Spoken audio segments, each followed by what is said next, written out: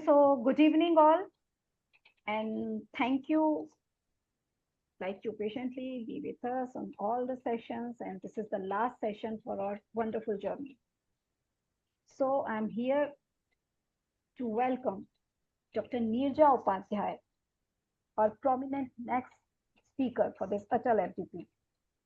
Dr. Nirja Upadhye is an inspiring coach, author, speaker, trainer, entrepreneur, many more, a true beacon of a transformation and holistic well-being.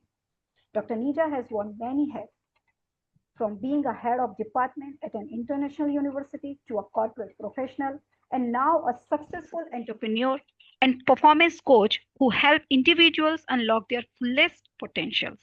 With a PhD in management, an MBA in human resources, and certification in life transformation coachings, NLP, and back flower therapy, she blends science, strategy, and empathy in her work. Her journey is decorated with the numerous national awards, books that have touched countless lives, and recognition from dignitaries including Shri Nitin Gadkari ji. So we are truly honored to have her with us today to share her insightful and inspire us all towards personal excellence, experience, and mindful growth. Please join me in warmly welcome to Dr. Nirja Upadhye ma'am. Dr. Nirja ma'am, welcome. Thank you so much, ma'am. Thank you for this wonderful introduction. And thank you to your entire team, to the Institute for having me here today. So shall we start? Yes, ma'am. Continue. I'm here about to share my screen now. Yes. No, ma'am. Try and share your screen, ma'am.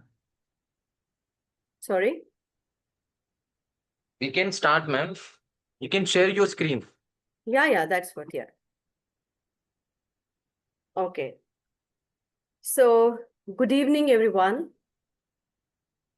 It's such a joy today for me to speak here among all the educators, innovators. In fact, I must say the future change makers, because in some or the other way, we always strive to bring good change in environment, in people, and the atmosphere around us. On this note, I would like to tell you all here that we are living today in a time where the planet is asking us not about how to grow more, but the planet is asking us how to grow right. And I think humane answer for this question is green economy. So today, on this note, let's start our session on green economy, a bit about green startups, and about my own work area. It is Niyaara Herbals. So I'll be giving you a little bit of glimpse of my own experience as well. So to start with, I guess this is visible to everyone. The screen is visible to everyone. Yes, ma'am. Okay. So when we say green economy, as you can see here, it's not just about recycling, or it's not just about the solar paneling. It is an ecosystem, and it speaks about the balance between people, planet, and profit. So when we find a balance between people, planet, and profit, this is the place where we can see sustainability. And till now, we used to lack this balance. Definitely, we would lack this insight to think over this particular area, to think over sustainability, factors of sustainability. But the good thing is, many of us have already started working on this area. So basically, when I talk about this balance, which is over here, just a minute, I need to remove it somehow. Give me a minute. Yeah. So when we speak about having a balance between people, planet, and profit, definitely we are talking about producing, consuming, and innovating, so that this cycle goes on. producing, consuming, innovating. And this way, we are not talking about depleting the things. We are talking about regenerating the things. This is a huge shift. I must say this shift starts from the mindset. So from depletion to regeneration, definitely this is a mindset shift for sure. And this is what we see nowadays. Now, according to UNEP, that is United Nations, yeah, sorry, there was some glitch. Okay, so according to UNEP, that is United Nations Environment Program, a green economy. Now, what they think about green economy. So this prestigious team, this program, they talk about green economy in a way which results in improved human well-being, social equity, while significantly reducing environmental risks. Yes, definitely. When we talk about well-being only, it won't affect, but it won't affect in a positive way. But when we have to see the holistic view of everything, and when we talk about human well-being, social equity, while this is increasing, it's inversely proportional, the environmental risks get reduced. Now, over here, I would like to talk a bit about social equity. Now, social equity, does that mean distributing the things evenly? Maybe not. So what exactly means social equity? What is meant by social equity? So social equity means fairness in opportunity, fairness in access, and fairness in outcome. So for every person in the society, everyone who's there, they should get what is needed for them to grow, and not the same thing that is being given to everyone. So there is a huge difference. And let me clarify this difference to you with a small, but I think a very relatable example. So just imagine, so now we are talking about social equity. All right, so just imagine there's a cricket match going on in a ground, okay? And there are three people who are trying to see that cricket match over the fence. So they are on the other side of the fence and they want to see the cricket match. So among these three people, the first one is a tall person. The second one has medium height, and the third one is shorter. All right. So now just imagine if these three people want to see the cricket match over the fence, definitely the match is very easily visible to the taller person, right? Now someone gets a very good idea, and talking about equity here, okay? So that person thinks, let's give one stool to each person. So the tall one gets one stool, the medium one gets one stool, and one stool is given to the short person. What will happen? Here, is this sufficient? Giving one stool to each person is sufficient? No, because the tall one who was already able to see the match, it becomes more convenient for him to see that match over the fence.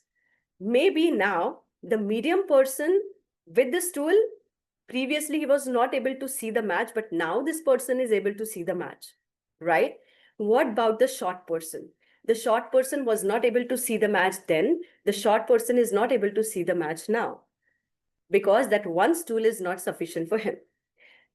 Here, what I want to tell you is that social equity does not mean distributing the same thing, giving the same thing to everyone. All right. So what is the more proper way of helping these guys? So we have three stools. So the taller person will not require any stool. He is anyways able to see the match. So that stool is not given to that person. The person with medium height gets one stool, and the remaining two stools are given to the short person. This way, all the three people are able to see the match over the fence, which is happening on the other side of the fence. Now, from this example, let's get back to the reality. When we talk about cities, when we talk about villages, Give me a minute. Sorry. So when we talk about cities, when we talk about villages, we don't want to decorate our cities. We don't want to, grow our cities while making our villages more dirtier. No, we have to do justice the way we have done justice to these three people. We have to do justice to cities, to the villages. Also, we have to do justice. We have to practice justice with women and even with the youngsters.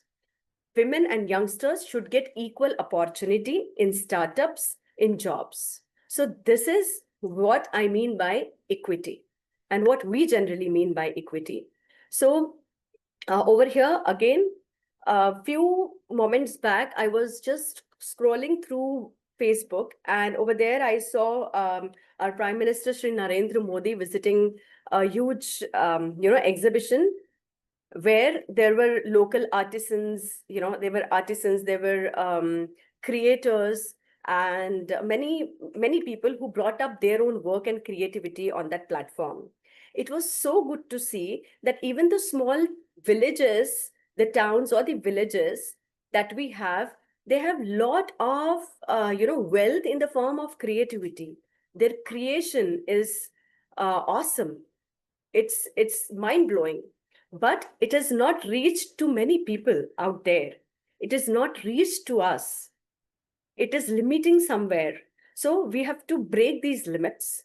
We have to give equal opportunities even to these artisans, even to these, maybe the rural workers who should get benefit of green innovation. So there are people who create some good things out of waste. Even those people should get the equal opportunity to exhibit their work and to earn from it. So this is what I mean by social equity over here. So looking to this slide right now, over here, if shown people, planet, and profit. So these things are always to be remembered. When we talk about sustainability, we have to keep these three pillars in balance. Next, as you can see over here, there is a huge global shift in green economy, which is now expected to exceed 53 billion USD by 2029.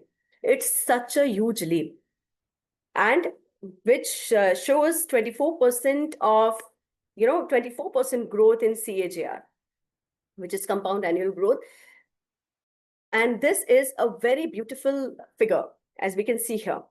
And again, repeating the same thing, when human well-being, social equity, and environmental responsibility, when we take all these three things into consideration, our viewpoint of thinking about any business, of thinking about any startup, of thinking about making profit, it entirely changes. And basically, even I think that, making profit or running a business or starting, any venture, it's quite easy. But what is more difficult is looking at a problem which is prevailing and then trying to solve that problem, trying to create something which will solve that problem while it is taking care of our ecology. And for this, I think the universities and other platforms can come up with such courses which can make the students brainstorm on all these things, so that when they enter into this entrepreneurial journey, they are quite clear, they are focused, and they are compassionate. So this is required, and only then we can actually say the green economy dream is, getting fulfilled. Now, let's talk about India's green growth story. Now, we all know India is a land of culture. India is land of heritage. We have tradition, but now even we can say that India is land of green light, because we are now thinking about conscious growth. initially the pattern was that we Indians were ready to reap in the profit at any cost. Not only Indians, anyone in this world, on this planet. They wanted profit, they wanted to run business at any cost. But now we are getting more compassionate, and now we want sustainable ventures, and we want something which is related to conscious growth, I must say. So now looking here in this presentation on this slide, we're talking about bioeconomy.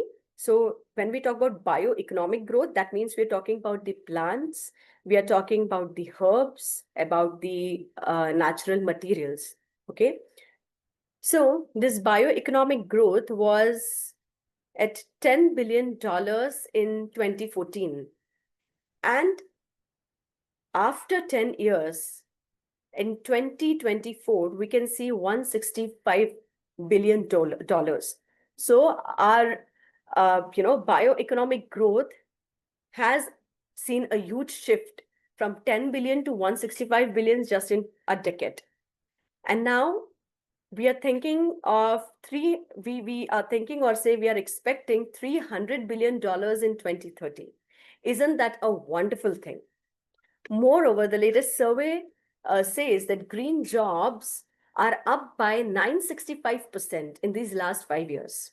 So that means this new generation, they are actually looking ahead to have some job which is doing good, which is being kind to nature.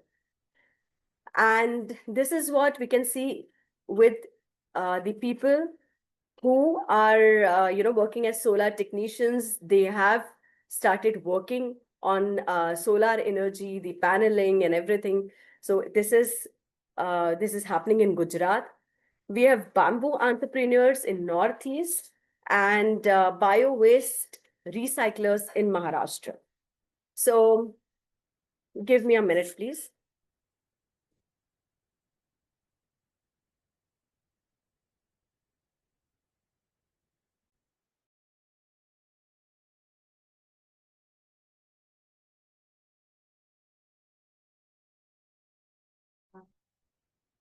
Okay, am I visible? Yes, ma'am.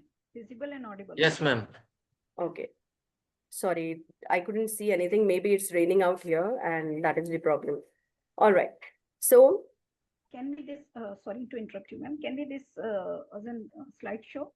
you're talking to me, your voice is not clear, ma'am.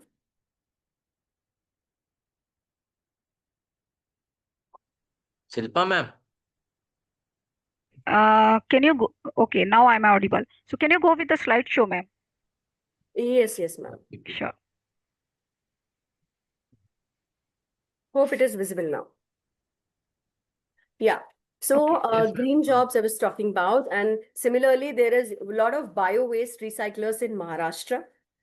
They are already taking care of our environment, and their startups are very much aligned with this purpose, where the main purpose is taking care of economy with growth and prosperity as well.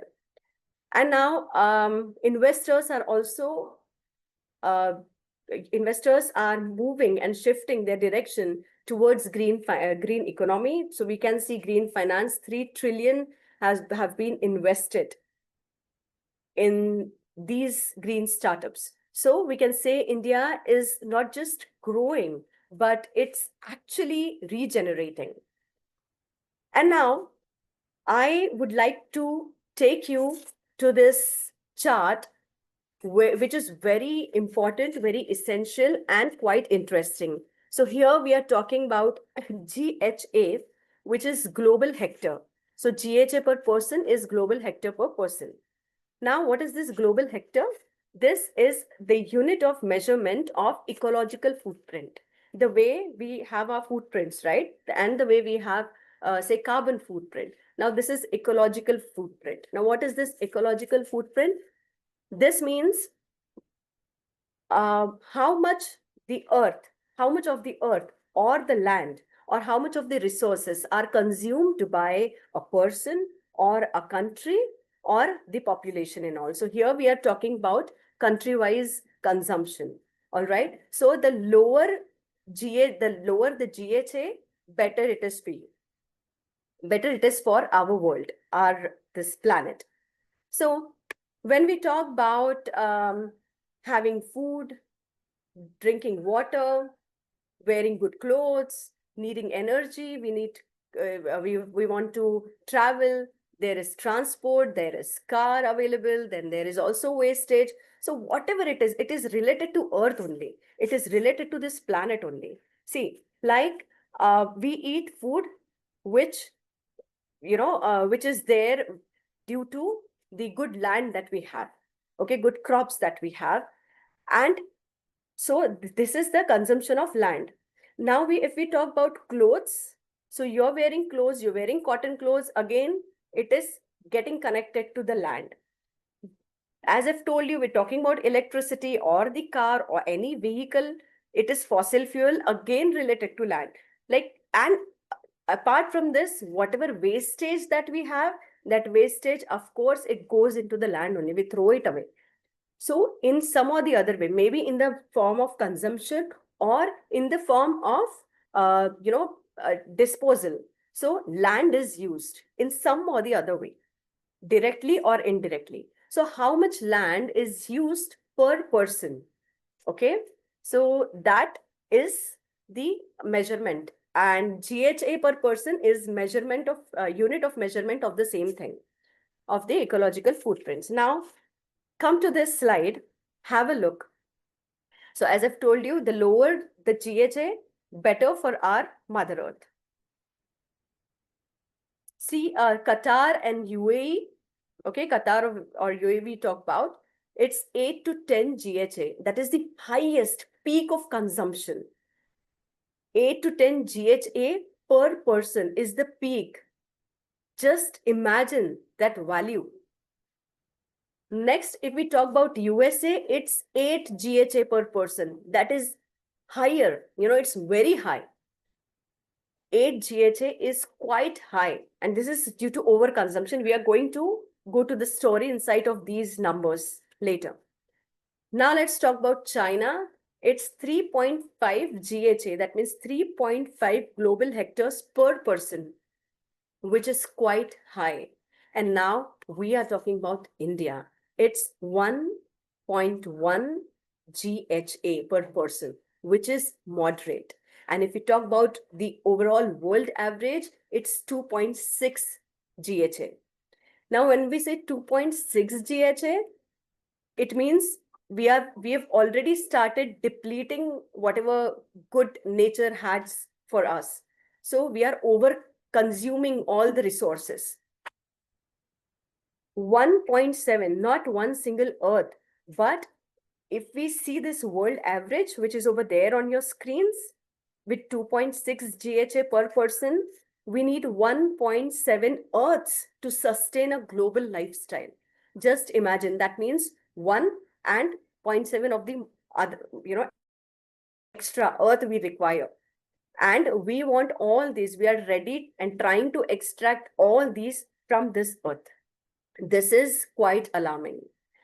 So we are withdrawing more than the earth has to give us. And that is the reason why we see many unusual or undesirable natural things, calamities that are happening.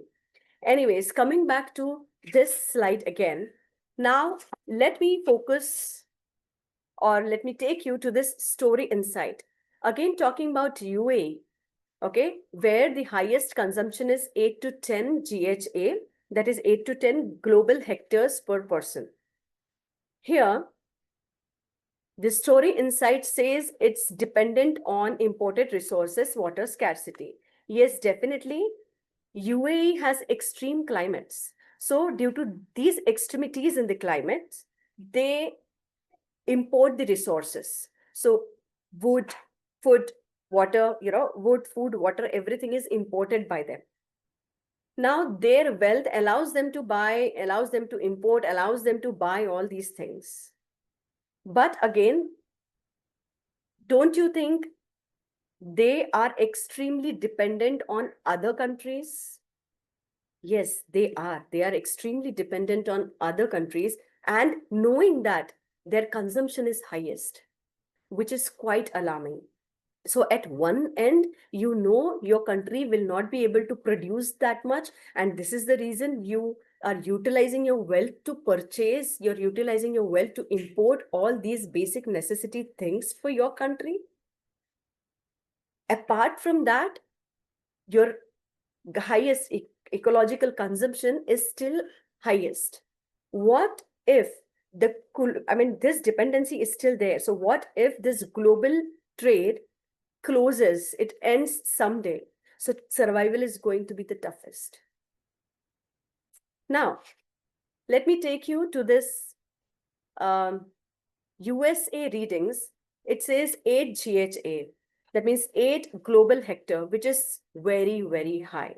So what this, see, every number, I think it talks about story. So if we try to analyze USA and their consumption rate, so it goes into overconsumption. It has a waste culture. So a lot of food is being wasted. And there are, big houses, then a lot of food wastage, lot of energy is utilized in some or the other way. So a lot of energy is also utilized, and then waste culture definitely is there. So along with this, so what this story tells us is, if they don't, if they don't seize, or they don't stop this culture of wastage, overconsumption of energy, okay, and they just go on spending all the things lavishly, spending all the things in the sense, depleting our resources, depleting Mother Earth lavishly, one day this number will definitely rise. So it's an alarming situation for them. Now let's talk about China. You can see over here it's 3.5 GHA. So 3.5 global hectare, which is high. Maybe it's not as high as USA, but it's still there. Now, if you remember, this China has, it has seen fast industrial growth. There was fast industrial growth. And now this industrial growth has definitely lifted millions out of poverty. That was a good thing that has happened in China. But along with this, everything goes side by side. So along with this, they created a major pollution and emission challenges. So there is a lot of pollution because of course it's highly industrialized area. There is a lot of pollution, lot of emission. Now to control this pollution, emission, and along with the growing population, it's a huge challenge for them.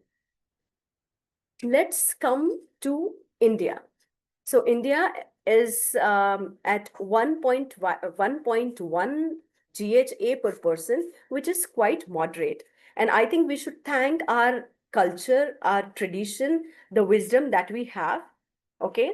Because the way we are, tuned to live our life, the lifestyle that we have, it's always like we always tend to save for our next generation, okay, though this might change. Right now it is at balance, but this might change. So our vegetarian style of our vegetarian diet, or our traditional way of thinking, when we call earth as mata, mother earth.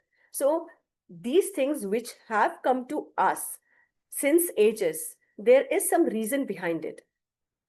People have now started have now started seeing or observing earth as not just a planet but as a living thing.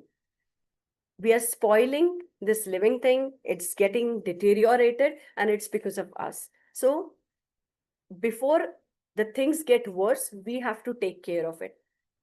So since it is just 1.1, we cannot just let the things go off, because we have to maintain this balance. Of course, we have to maintain this balance. And for that, the institutes like you, like yours, which has come up with this beautiful, beautiful topic for discussion for all these sessions over here.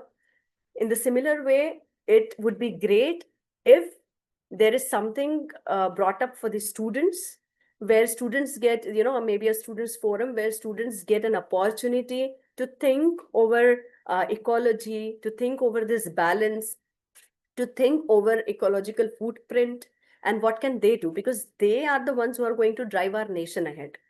So if we give them the right knowledge, if we give them the right guidance, they can definitely create a huge shift.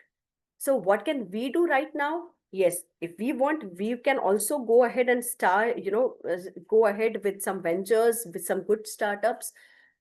But one best thing can be to train our youngsters to do something better for future. So this is the story that I can read from this particular chart. And moreover, there is one more interesting thing that we can see. See, if every person, okay, every person starts to follow the UAE pattern of, utilizing resources, then we would need 5 earths, we would need 5 earths for sustaining. And if we talk about this USA 8 GHA reading, so if every person follows this USA pattern, we need 3 earths. This 1 earth will not be sufficient. We need either 5 or 3. But if we talk about India, we are still saving some part of this planet to pass by, to pass on. So this is the beauty of our country. But of course, we need to follow a few things which will make, which will create this sustainable culture. And then we will have a spiritual industrial type of economy that fills the earth with life again. So over here, as you can see, India was already rich. Already it was rich with, nature, all the natural things. But if now we try to club this natural or say spiritual things that have come to us, so if we try to club spiritual and industrial things together, see, India has Ayurveda, India has Ahimsa. When we say, when we talk about animal testing, I own this Niyaara Herbals. So we are often asked about animal testing. We're often asked about the chemicals being used. So here, before I proceed, let me tell you a short story about how this Niyaara Herbals came into picture, so that maybe I can give you a glimpse of spiritual industrial. What is this? What exactly this match does. So long back, many years back, when I heard about a particular brand that, baby product brand, which had carcinogenic products. So carcinogenic ingredients in those products. So that time I thought, I'm not going to use this for my baby. I want something which I will make and I'm going to, use it for my baby and maybe for us too. From that single thought, I started Niyaara Herbals from the kitchen platform. Gradually, now see, there is also, when we think about compassion, there is a shift as well. So initially, it was only related to my family and my kid. Gradually, people started knowing it, they started ordering it, and I gave it a try. It, it automatically started scaling up. But then, after a few years, then came COVID. Okay, so in COVID, so initially it was just B2C. In COVID, we saw there were many people who lost their jobs, who had no salaries. There was nothing, no payment mode, nothing at all. So few of them were depressed. few of them had nothing to do. That's where we thought, if everyone, they don't know how to make natural or herbal things or organic things, let's teach them. So we had half made products. So instead of fully made cream, or instead of fully made serum or shampoo, we used to make it half made. So it was not completely made, it was not finished product, and then teach them how to make and how to sell it ahead. Now, this is where the shift came in. I was talking about compassion. This is where the compassion and shift came in. The moment we switched to B2B mode, giving these half-made things to others, training them, giving them training for free, training them on how to make it and how to sell it ahead. This simple idea made a good jump when it came to turnover, when it came to profits, selling. So it took a huge jump. And today we have around 6.5, K, like 6 to 7,000, nearly 6.5 to 7,000 customer base in Pan India. So when we do something to others, it comes back. So when we think about nature, nature will give it back to you. Today, nature is giving back to us what we have already given to the nature, which was not expected, which is not desirable. So this is spiritual and industrial thing which fills the earth with life again. When you use your knowledge, India's knowledge of Ayurveda, when you use India's knowledge of or wisdom or tradition on how to do the things, which is the sustainable thing to do, we already have it, but we've not gone through it, or maybe we don't give it that a weightage that we should give. So maybe that's the reason. But the good thing is, nowadays, yeah, people are thinking about it, people are talking about it, and there are many good green revolution that is taking green startups that are coming up, and it is a good shift altogether. So now I'm taking you to this new revolution side. This slide talks a lot about how the industrial revolution took place. If you see over here, industrial revolution, they gave us machines, they gave us speed, and of course, they gave us mass production. Yes, we are thankful that we have mass production because of because of this industrial revolution. But along with all these good things, we have also got we've smoke, stress, and separation from nature. We have forgotten our nature. We've got separated from nature because of this. But now again, the loop is being built. How? Let's see. So this first industrial revolution in 1700s and 1800s, we see it was an era of steam and mechanization, talking about faster production. But consequence was it gave us pollution and inequality.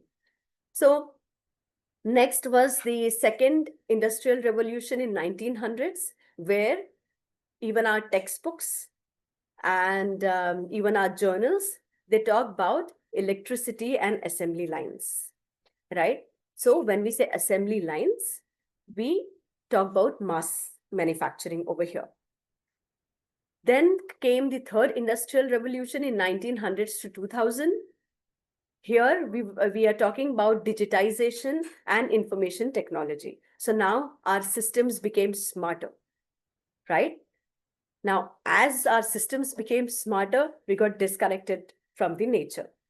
So now we have, just like we have our mobile phones, we forget to go to the neighbor and meet that person or greet them face to face. So we are getting disconnected. But here, again, now here we have the fourth industrial revolution. And now this is talking right now, this is going on. So here we are talking about AI, automation, and biotechnology, right? So we are talking about innovation. We don't know, maybe tomorrow there will be a morning news which pops up with something very new or something that has been automated. a very new thing which we couldn't have even imagined. Nowadays, we have robots in hotels. They take care of, cooking. They take care of kitchen. We have robots doing household chores. We have robots doing lot of things. Even in medical profession, robots are being used. So this is the magic of AI and automation. So here we talk about innovation. Here we talk about efficiency. But let's talk about the future. Okay, let's talk about the future.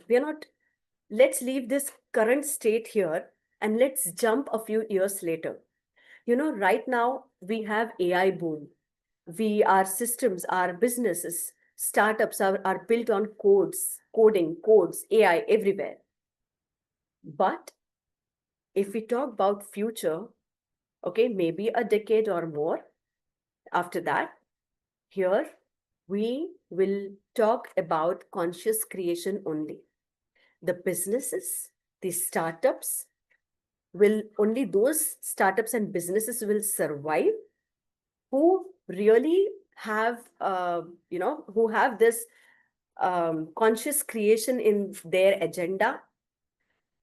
The businesses that are creating a harmony between economy and ecology. Here comes the spiritual and industrial revolution that we were talking about. Even the Gen Zs, they call, right? Even the Gen Zs are going to talk about spiritual and industrial revolution. And this is why, and this is basically in India, it has been rooted, it is rooted within us. So it is in our culture to think about planet, to think and that's the reason in many, in many festivals, Indian festivals that we have, we pray to the trees, to the plants, may it be banyan tree, tulsi tree, and whatever. So tulsi plant, or there is, for every flower, there is, favorite God's favorite flower. All these things are being, this is what I think. All these things are being very finely knitted or very finely weaved in this fabric of our culture. And this fabric of culture is going to help us, it's going to guide our youngsters to follow the right path. And this is conscious creation, definitely. So I think you all agree with me till here. And before moving to the next slide, there's one more point. I think this revolution is not going to be just about the machines or technology, but this revolution is going to be, a club of, or a partnership of machines, of mind, and of morals. And this is what exactly is needed. So we can say it is going to be wealth and well-being. Yeah, creation of wealth and well-being both. So moving to the next slide. Here is something that I got, and I thought it's good to share with you that we don't need faster machines, we need wiser makers. So even you may think of, or get, you may get an idea when you go through the green startups or any startups that you have seen. So any startup will last or will be sustainable or will run longer if they cross this 5 years span. So 3 to 5 years. If the startup crosses this 3 to 5 years of span properly, successfully, then definitely there are chances it will last longer. That project, that venture will be successful. So what makes it a success? Let's talk about green startups. Definitely the wise makers will make it a success. We have machines, we will create machines. Everything is fine, but the makers have to be wiser. So with the fifth revolution, we can actually lead, India can lead the fifth revolution. So we are ready, we are equipped with it. We just have to, dust off those learnings, dust off the dirt from those learnings that we have. We have to clean it. We have to open the books again. We have to go through the spiritual discipline, the scientific curiosity, whatever is written in our scriptures, and then we can go ahead and contribute in some good startup. So we can say that it is in our DNA. So when I'm talking about green startup, so what exactly is this? So, green startup is not a new term. Of course, it is not a new term, but the Western and the industrialized nations, they are realizing it now that GDP without green, okay? GDP without green, growth without gratitude, and progress without purpose is useless. It makes no sense. So, this green startup is a gold mine where where you can connect the green, the gratitude, the purpose, the GDP, everything together, which will bind all these things together. This is green startup now. So green startup is any enterprise that reduces carbon plastic, it restores, reuses what is discarded, and it generates livelihood with ethical, sustainable intent. The basic, if we want to make a one-liner for green startup, then in my opinion, we must say that take responsibility for the future with every product you create. I repeat, take responsibility of the future with every product that you create. Now, saying so, there is very good thing that came to my mind. I would like to share it with you all. Now, when we talk about green startups, then we talk about taking responsibility, everything is fine. But one more thing is awareness. Awareness about green economy, awareness about why green startup is very important. Very few people are aware about it. Leave this, academic area, leave the area leave the business area, but I'm talking about the common people. It is not that, it is not that, not reaped in that, in that depth with others. So this happened in our own, in our own company, Niyaara Herbals.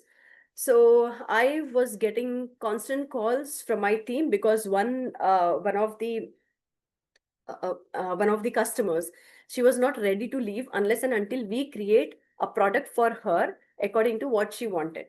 So the products that we have are basically herbal based, natural based, nature based, and there are many products which are also organic. So many products, they don't even have preservatives in it. So now I'm talking about the B2B area. So she buys the product from us and she sells it across. Now she wanted a product which she has seen in Instagram and Facebook ad, where it was a homemade product. It was such a small thing, and they guaranteed that this product will make you gora, this product will make you fair just in 5 days. And let me tell you, it actually happened. She got 2 shades lighter. Okay, her face got 2 shades lighter with that product. So she was keen and she was very impatient and very eager to launch the same. As we don't fall into all these things, so fine. So whatever happened, but it went to the lab and it was tested. And we understood it had a lot of bleach content in it. And after a few days, when she was angry, as we were not ready to manufacture the same kind of product, and she left. But she came after a week with the review that as she stopped using that particular cream on her face,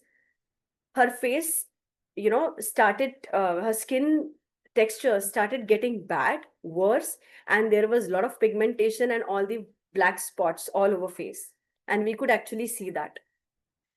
And only then she realized that, such kind of products or products with bleach and all these things are not good to be used. They are harmful. See, this is a small example, and I'm relating it to my product because this is the example. I can give our own examples from our own company. There are a lot of such examples where we see people are not yet aware. Then we started an awareness drive, started telling people about what happens when bleach is used, what happens when natural product is used. If it is natural, it may take time. It's just like if you have slimming capsules, you eat those capsules, you have that protein powder, you will be lean, thin, perfect shape, maybe in few weeks or maybe in a month or so. But later on, you will, after some time, you will start realizing that this has done harm to your body, but by that time it would have been very late. Our own Ayurveda has a lot of good things that we ignore. So anyway, so this green startup, we definitely need that awareness among people. Why should they buy it? They must have some reason why to buy this product. Okay. So here we are talking about a few examples that inspire us. Phool, it is from Kanpur. So it converts temple flower waste into incense compost and vegan leather called Fleather. So this, this guy, he was, as what I have heard, this person was sitting beside the river and he saw that flowers, flowers floating in the river. And he thought, what must be happening? Or what will happen if this flowers, goes wasted in this way? So he started thinking over it and he came up with Fulko.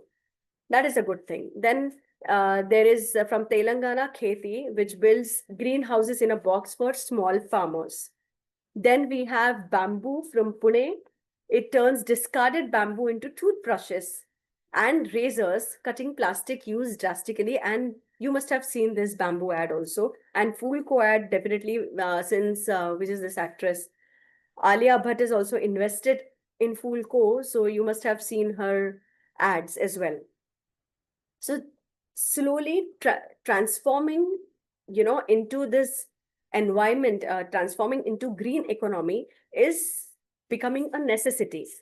So today, if the businesses, if the industry is not ready for this transformation, then definitely it will be forced to transform tomorrow, for sure.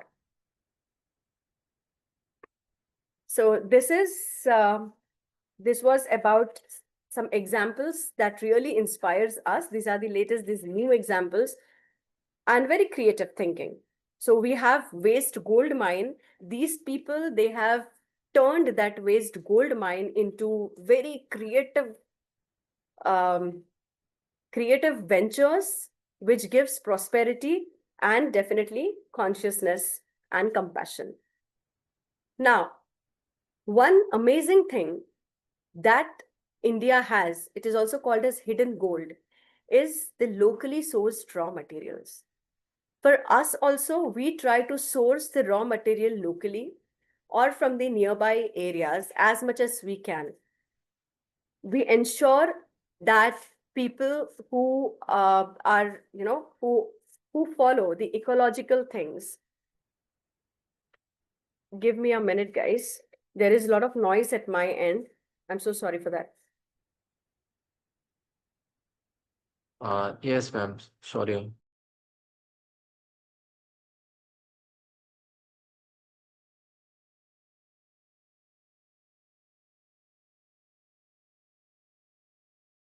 Yeah.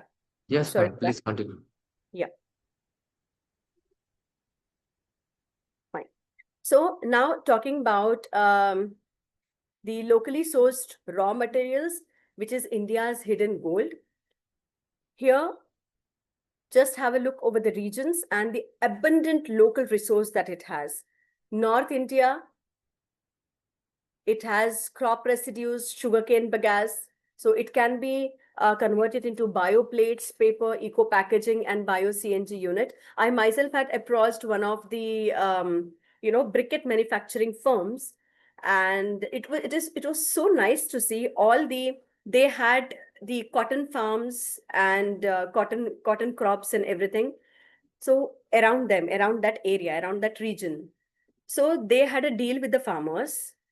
The farmers eventually, what they do is whatever leftover, whatever residue is there after cutting the crop, they just burn it away. So these guys, they used to buy this residue, this raw material from them at very cheap rate. Anyways, they were burning, so they bought it, and then they just shredded it properly. And after shredding it, there was a machine. It would go to the machine, and the briquette was formed, and it was cut properly. Dar laun gaya. So it was cut properly. This briquettes, what are these briquettes? These briquettes are coal. It is not natural coal, it is man-made coal, it is artificial coal, but it serves the purpose. So briquettes is an alternative for coal. It was very good to see. I had one briquette. I tried to find it. I tried to get it so that I can show it to you today, but sorry, I couldn't find it now because maybe it is months back thing. But still, so briquettes are made, and this is a very beautiful project. If we tell our students, if we guide our students to invest their time, money, and mind in such projects, see how beautiful, these ventures would grow. And it will be a good thing for our Mother Earth also.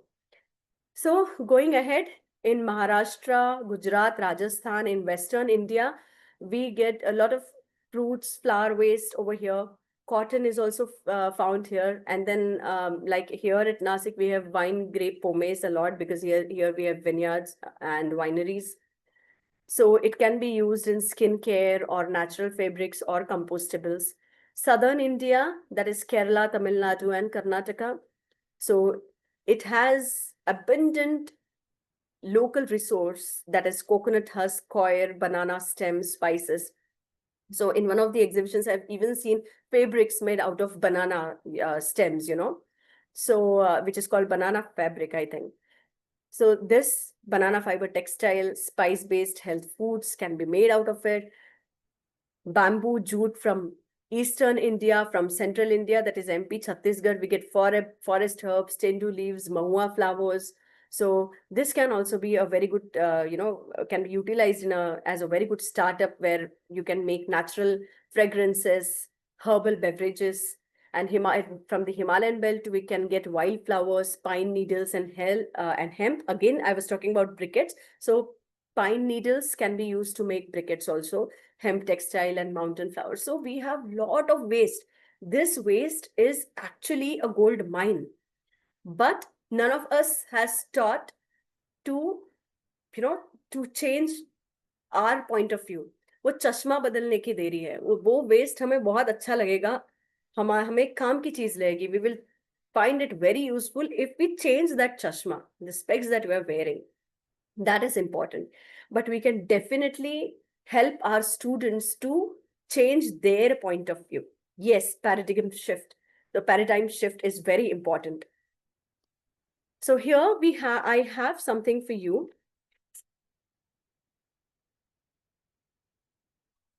For decades, India's pollution levels have been dangerously climbing. You could blame its increasing population, harmful deforestation, choking smog, or its stubborn dependency on coal for 70% of its power. In environmental health, the subcontinent ranks last, 180th out of 180 countries. But as with many countries around the world, India's citizens are fed up with the government's glacial response to what the vast majority feel is a constant and urgent threat to our world. We want to highlight some of these fascinating, cutting-edge, and most creative solutions to climate change from the people of this awe-inspiring country. These 5 green innovations from India inspire hope that with passion and ingenuity, it's not too late to make a difference. Number 1. When 13% of the country is still without access to a reliable electricity grid, one company looks to the past in order to change the future. MidiCool has introduced a hard-baked terracotta refrigerator that doesn't require any Now, power this is a very to keep interesting fruits thing. and vegetables fresher for longer. The all-natural clay fridge uses the science of natural evaporation from an inbuilt water tank to provide cooling. For decades, electric grid, all while using an ancient food preservation technology. This is what I was talking about, our ancient knowledge that India already has. Milk fresh for free without depending on an increasingly unreliable electric grid. All while using an ancient food preservation technology Indians have used for thousands of years. Number 2.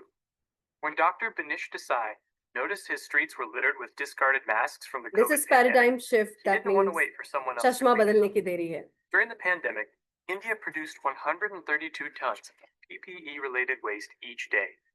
This completely outstripped the country's capacity to incinerate its trash, resulting in masks, shields, and gloves clogging up waterways and strewn about the environment. Dr. Desai, also known as the Recycle Man of India, decided to find a use for all those discarded masks by creating a sustainable construction brick that can be used to build houses and pave the very roads that the material used to pollute. Banish's company, Eco-Eclectic Tech, has over 150 other eco-innovations, recycled and reused materials turned into productive products.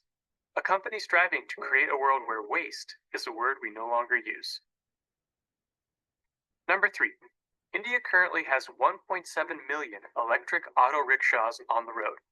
This is more than the number of electric cars in the US. But India has a long way to go to combat fuel emissions, which is why PI Green Innovations introduced their carbon cutter filtering device. This aftermarket green innovation is designed to fit inside any vehicle tailpipe and remove up to 90% of the pollutants from the exhaust before being pumped into the air. India's electric car market has been slow to start. PI's simple solution isn't waiting around for any legislation or corporation. The owners realize that they can make a difference right here, right now, with any car, auto rickshaw, truck, or bike. But it doesn't stop there. It's estimated that each of India's nearly 1.4 billion people contributes 2.7 tons of CO2 every year. In response, the company has introduced an outdoor air filter that can be installed anywhere. Cleverly incorporating ad space to offset installation costs, the Rep Air is like a billboard with disguised air purifier capabilities.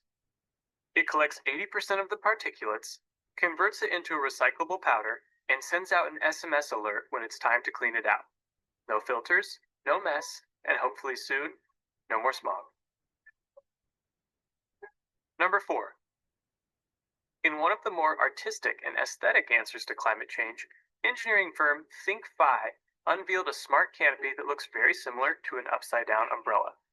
Named the Halo, this stunning innovation can be installed in parks, cafes, or parking garages, collecting and filtering up to 100,000 liters of rainwater each year while providing shade and shelter to anyone underneath. The Halo is perfectly suited for the wild weather conditions Indians face, also capturing the summer sun with powerful solar panels. Each unit collects enough solar power to charge an electric vehicle, run an average home, or put power back into the grid. And finally, number 5. Although India is full of individual innovators, people who saw a problem and took the initiative to make a change, some companies are thinking bigger. What about an entire hotel promising smarter innovation? What about an entire chain of hotels? This is the philosophy behind the ITC brand, luxury accommodations that inspire and encourage all their guests to think green and act clean. The company's thrust towards sustainability begins on the blueprint. Hotels designed with state-of-the-art construction techniques to preserve energy throughout the complex. For example, consider the ITC Bangalore, the first hotel in Asia to receive a platinum rating for its green practices and policies. You are first welcomed into an open, airy lobby, which is designed to be 100% wind-cooled without the need for air conditioning, and well-lit with natural sunlight.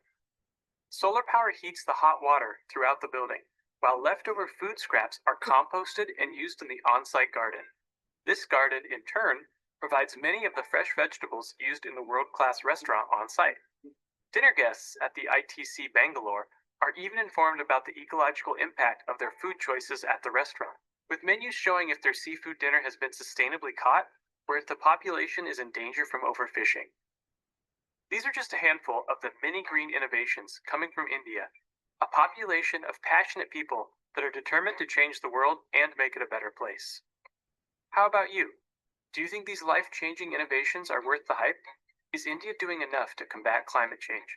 Or is it truly a case of too little, too late? Tell us your thoughts by leaving a comment below. We read every single one. And remember that if you like and subscribe, we'll continue to make more videos just like this.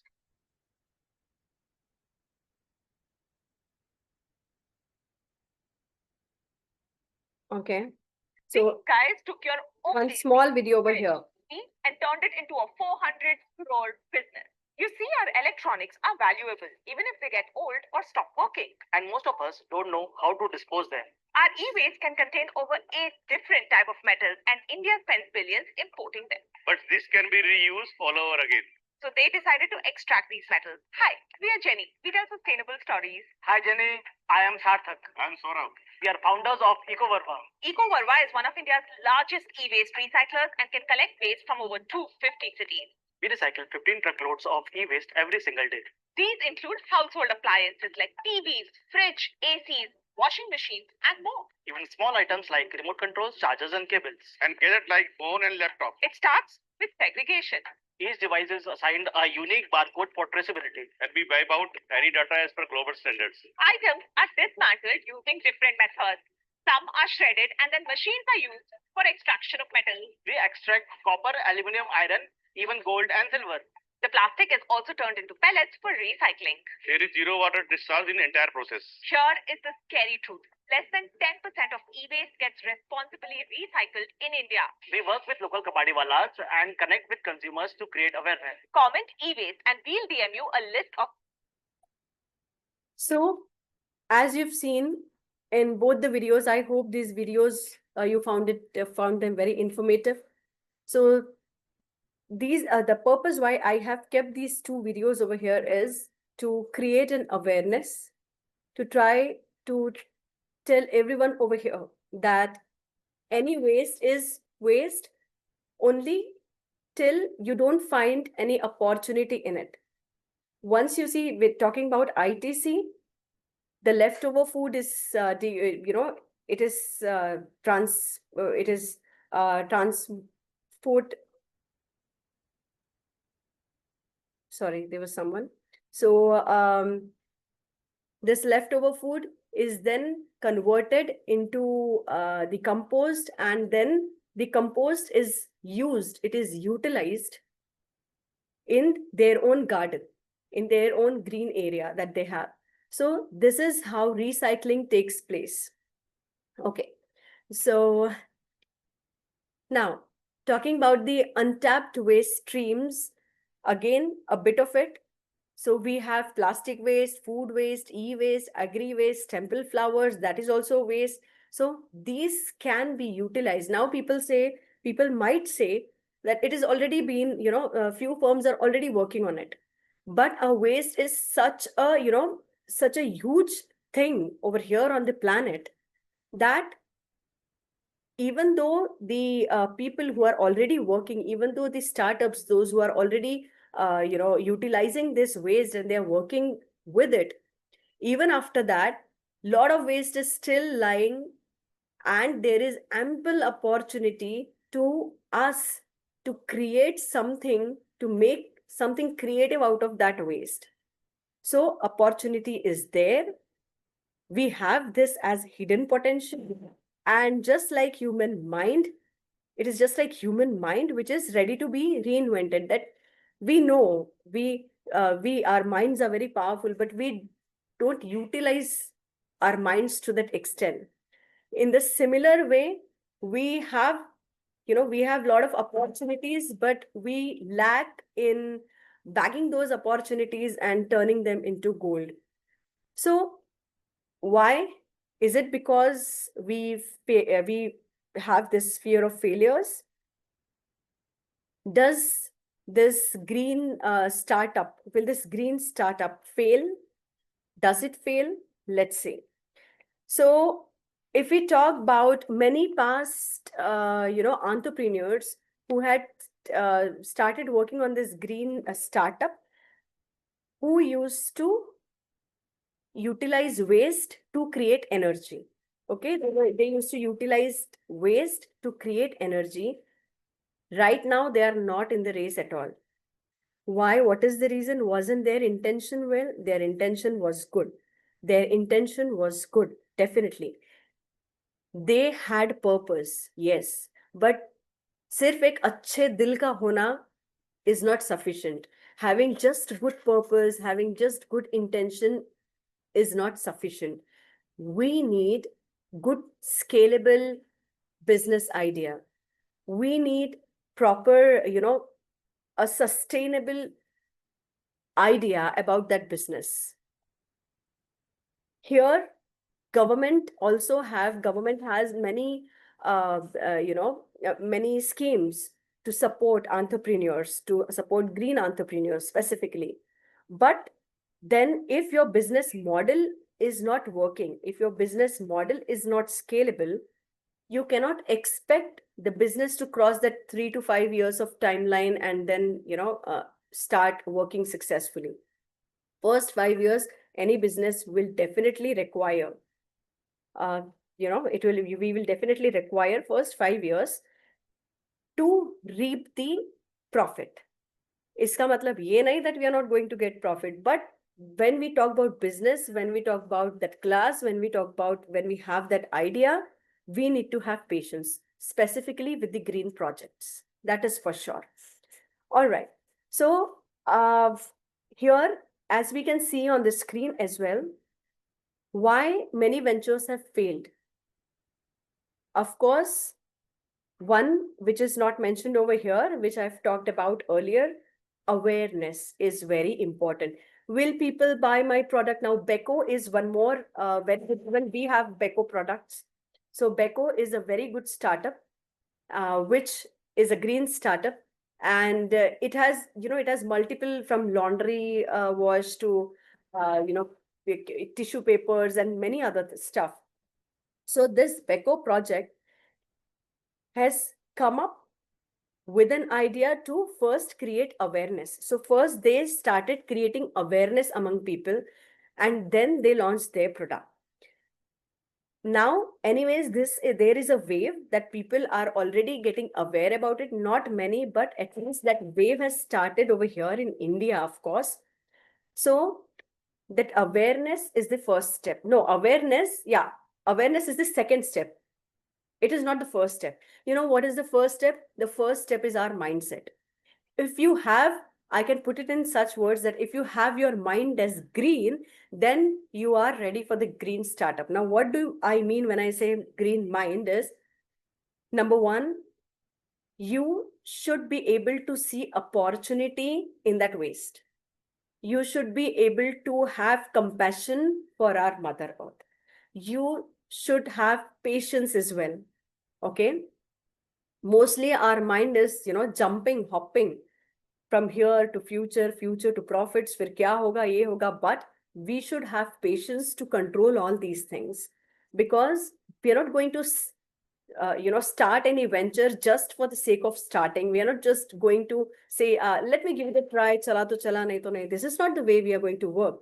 If we really want to get deep into it, we should have that strong mindset, never fail attitude, and lage raho, kaam karte raho attitude. And this is the first step. Then comes second step, awareness. Why we are using those plastic brushes now, when bamboo has come up with the wooden brushes from the leftover bamboos. They make brushes. That startup has started only with 20,000 rupees.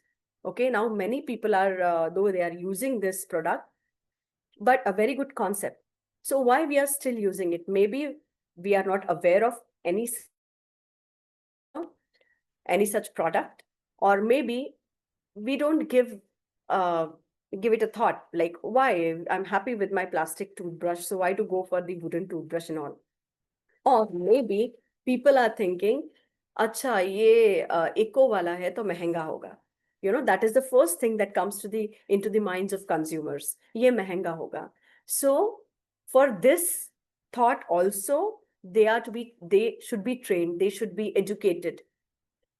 So here again, one more example of Niyaara Herbals, my own venture.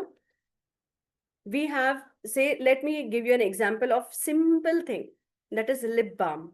All right. So we have 8 grams of lip balm only for rupees 40 to 45. 8 grams, 40 to 45. What do we use? We use beeswax, we use, natural, everything natural. There is no preservative also. We have oils, we use beeswax and everything. No preservative. It is not required in our lip balms.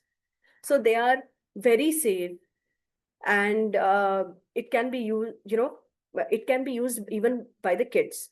It is for 40 to 45 rupees. I'm talking about the 8 grams. Now talk about the brands.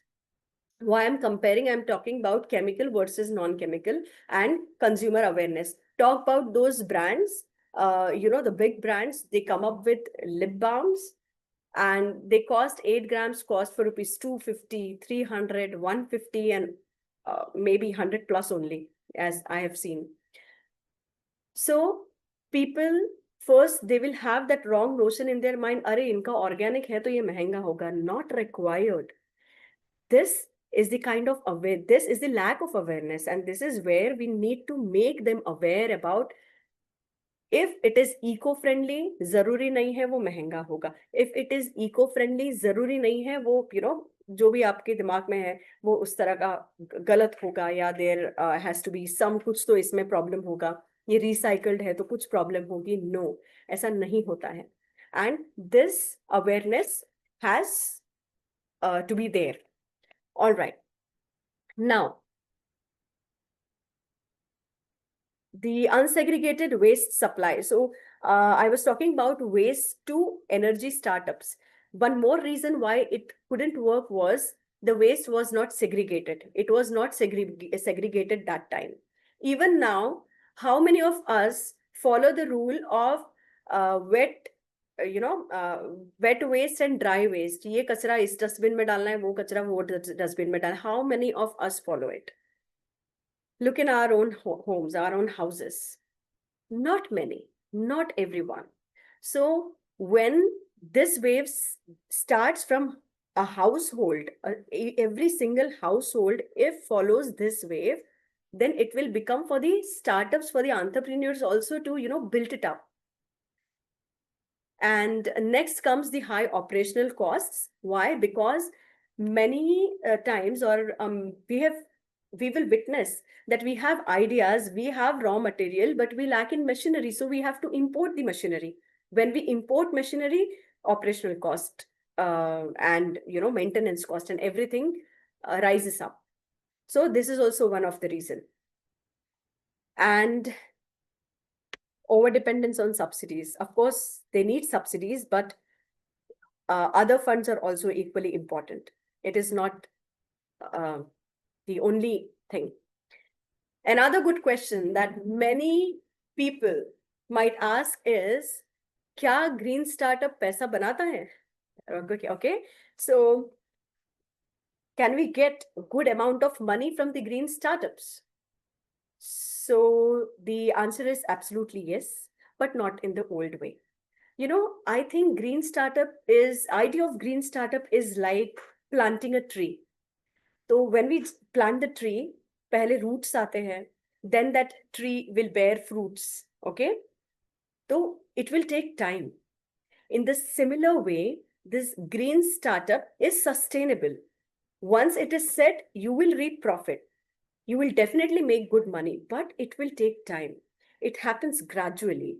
The gestation periods are longer. Initial funding can also be challenging, and short-term profits, it may be lower. So, but when everything is right, when it starts working, when you have patience, when basically your investor, if you have some investor, when that investor also has patience, things will start working in your direction. So money is there, maybe a bit slow, but it is there. And this wealth, whatever wealth you will be making from this green startup, this wealth will definitely come with the kindness to nature and with caring for our mother earth, where GHA we want to maintain or even reduce. Okay, this is the same, these are the same examples. Foolco, now it exports to 20 plus countries. The products are exported to 20 plus countries. And it has also attracted major global investors. So who thought the temple flowers could turn into such a beautiful thing, amazing thing? And it would attract major global investors too. Bamboo India, as I've already told you, it had started with 20,000 rupees, 20,000 rupees only, but now it has replaced around 10 million plastic toothbrushes every year, and that too profitably. Talking about recycle, I couldn't add that image here, but recycle is, there it is a place and a company where the digital waste is managed, shredded, and all the things are used. So this is digital waste platform. It crossed around 1 crore turnover, 1 crore turnover in 2024. So these are the support that we get from government ecosystem.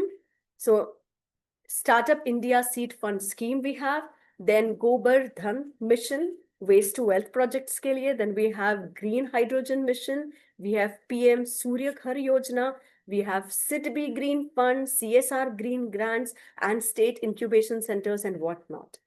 So we have these things waiting for us.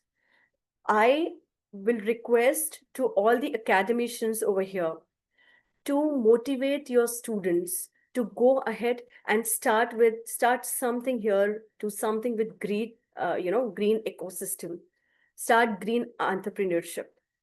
Not every project will require crores and lakhs. There are projects which can be started with simple, basic, money, basic investment. So we request you to really, I request you from the bottom of my heart, अगर आप लोगों ने एक भी student ऐसा turn कर लिया, ऐसे स्टूडेंट को आपने बना दिया जो आगे जाके ग्रीन इकोसिस्टम को हेल्प करेगा, ऐसा एक भी स्टूडेंट हो जिसका माइंड चेंज हो गया, and the student who has started और who will be starting or entering into green ventures, you will not stop thanking yourself. और वो हमारी तरफ से, जब हम ये करेंगे, हमारी तरफ से मदर अर्थ के लिए बेस्ट गिफ्ट होगा. हमें इन स्टूडेंट्स को, इस नए जनरेशन को, हमें सिर्फ एक आइडिया देना है या हमें एक गाइडेंस देना है, राह दिखानी है, and rest they will do. Just give them, inform them about all these things. I'll be sharing this PDF. It is already there with ma'am, and please go through it. Help your students to walk on this green path. So there are a few points on this note. There are a few points where I would like to take your attention to. Now, when I say this Indian startups fail within these 5 years, तो इन 5 सालों में होता क्या है? What happens within these 5 years, or what can happen, or what can be the reason? So number one is the innovation depth. So we innovate in ideas, okay? And we don't innovate enough in infrastructure. हमारे पास infrastructure ही नहीं है. हम import करते हैं चीजें, as I've told you, we import the machineries from Germany, from various places, and we depend on those. So here, cost बढ़ जाता है, and that is where we have to invest in innovation depth. Next is, and one more, I don't know how much would you agree, but this is what I have seen, even when I talk about making machines, machineries, I happen to talk to a few engineering students, and क्या करना है आगे, क्या कर रहे हो? So they said, one guy said he's into civil engineering. Others, they said, the three of them, they said हमारा mechanical हो चुका है, आगे क्या करने वाले हो? MBA. उसके आगे क्या करने वाले हो? Finance में job. See, even background changing is not कोई गलत काम नहीं है, this is fine. कभी कभी हमें लेट पता चलता है कि हमारा इंटरेस्ट किस में है, it is fine. But I don't know, somewhere I feel if इन बच्चों को हम गाइड करते हैं ना, that your stream is mechanics, you can do something for our country, कुछ नया करो, कुछ नई मशीनरी क्रिएट करो, it will be interesting, it will be creative. If that person is mechanical student, so mechanical वाले तो वैसे क्रिएटिव होते हैं, so they can definitely ये जो गैप है हमारी इनोवेशन डेप्थ वाली, they can fill it up. Not just them, any other person, but यही example अभी मुझे सूझा because I've recently met these 4 guys. Then talking about patient capital, so green ventures, yeah, they take time to mature. So as I've told you, investors ऐसे रहे who are not craving for quick returns, but they have patience to get back into whatever they are investing. So recently, I read an article that Piyush from Lenskart, he had invested in some person who जो खेत जोतने के लिए he had formed something, some machinery, but he was not happy with the results because he couldn't reap the profits. But this is the fact. This is how the things work in green economy, as I've already told you. Then behavioral shifts, the way I've given that example of one of our customers. Yeah, behavioral shift to go for eco-friendly things, and the wrong notion that eco-friendly means expensive. So ये भी हमें हटाना है. We have to work on it. Next, we are talking about the policies. Okay, so India has policies. India has come up with, the earlier slide, I've mentioned a lot of policies. But then when we talk about the local implementation of these policies, no one, is that accountable. It lacks accountability. So I was talking to this briquette manufacturing, owner. He told the same thing, that it took a lot of time for him to start this venture. Then there were a lot of formalities, and initially it didn't turn up as he wanted to, but since he had crossed a few hours, it did work.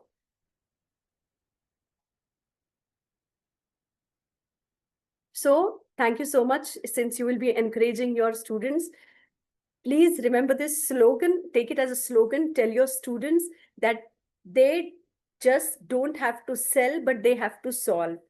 I repeat, they don't have to sell, but they have to solve. What? They have to see where the problem is. They have to find out the root cause of that problem. They have to see what resources can be used to resolve that problem, to find solution of that problem, and finally they will solve that problem using the resources those are locally available with them. Okay, so they just don't have to sell, but they have to solve. And I think आज के पूरे session का, if I want to extract the crux of this session, so this line sums up to it. They just don't sell, but they have to solve.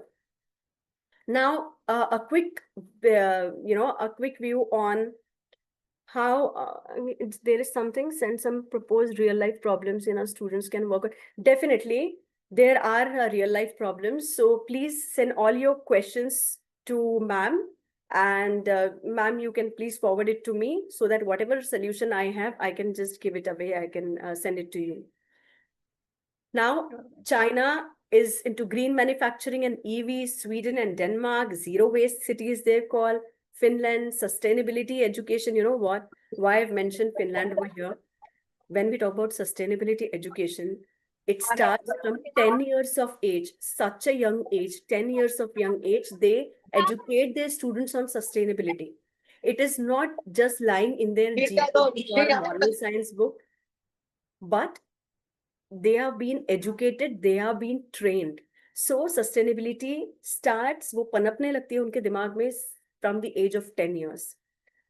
And now it's our responsibility, since it is in our blood, in our social DNA of all the Indians, in our culture, in our tradition, we can aram se take over this green economy. So कोई भी green startup बनाने के लिए, these are the few things: awareness, alignment, innovation, collaboration, education. this is nothing but whatever we have, discussed till now. This I've put in 5 bullet points.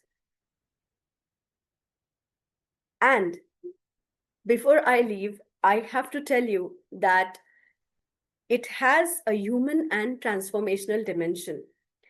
Behind every green startup is a green mind, as I've told you already. Okay. And the best part over here is everything starts with mind. This is the first step, as I had told you. And why I call it as a best part, because see, take a simple example. If you have it in your mind, only then you will share it with others. So we share the things with others. We share those things with others which are there in our mind.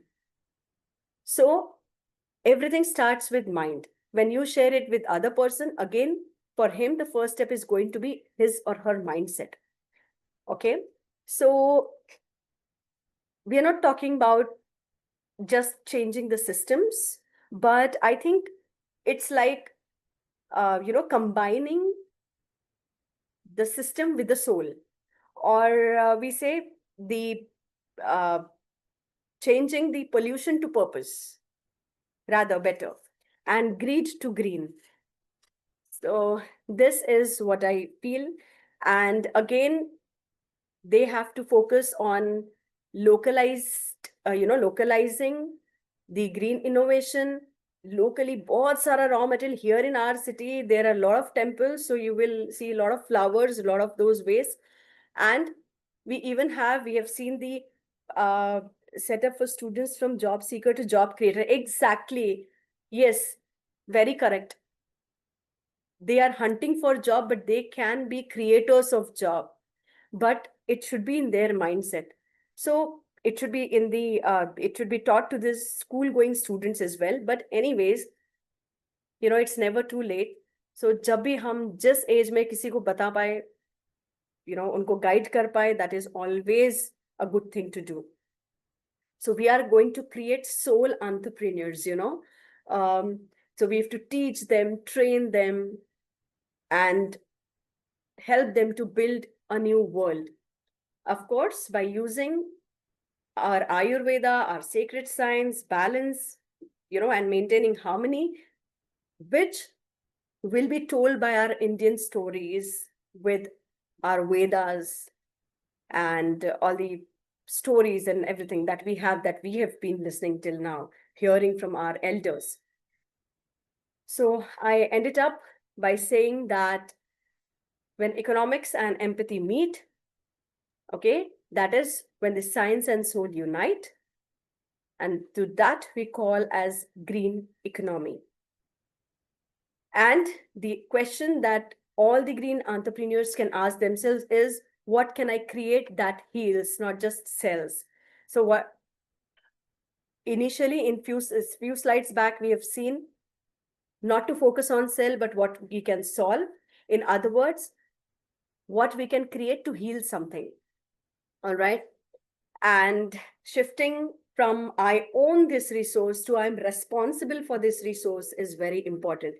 When we feel responsibility about something, only then we take it seriously. पढ़ाई भी हम जब हमारे students को कहते हैं कि यार पढ़ाई कर लो भैया, पढ़ाई कर लो, they will not study. They will study only when they think it is their responsibility. In the similar way, talking about entrepreneurship, owning this resource, I'm responsible for this resource, I think this is the perfect statement for them. So let's make India not just a startup nation, but a sustainable civilization. And for all of you who wanted example of some startup, let me take you to a quick 1-minute journey, and then I'll end this session. This English professor from Bengaluru is replacing hundreds of straws with the coconut leaf. and his products are being used by the Taj and even the UN. Look, plastic straws are terrible. While paper straws contain bleach, artificial wax, and get soggy. Hi, we are Jenny. We tell sustainable stories, and this story was made possible by NSR Health, a startup incubator at IIM Bangalore. Hi Jenny, I'm Saji Varghese, co-founder of Sunbird Straws. Saji sir saw a fallen coconut leaf while taking a walk in Christ University. I saw it curled up and pointing upwards like a straw. So he teamed up with his students to turn this into a straw. We collect and clean the fallen coconut leaves and scrape off the bottom layer to remove all impurities. They are cut and rolled in their patented machines that can make 120 straws every single minute. And there are enough fallen coconut leaves in India alone to make billions more every year. Each straw is also sterilized before being packed. We employ women in rural India to be part of this venture. So what makes these straws sturdy? Coconut leaves contain natural wax, which makes it antifungal and hydrophobic. Which means the straw can last over 4 hours in all drinks. They are cost effective compared to the existing organic alternatives. But how did a campus idea become a global brand? We got incubated at NSR Cell under the Impact Orbit program, and with their help in brand strategy, we now export to over 10 countries. Share this video and spread the idea of coconut straws. Follow Jenny and be a part of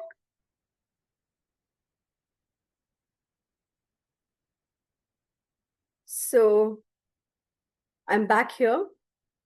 Thank you so much, everyone. This was a little bit of whatever knowledge I had, whatever information I had. I wanted to share this with all of you. And I think time's up. And you all must be waiting for the next session also. So thank you so much for having me here. If you have any queries, any doubts, or if you want any further information, please do share your questions to the team and they'll forward it to me. If you have any questions now, if you want to ask something, you may go ahead. Yes, sir. It is really very nice session, ma'am, and very informative for students and staff also.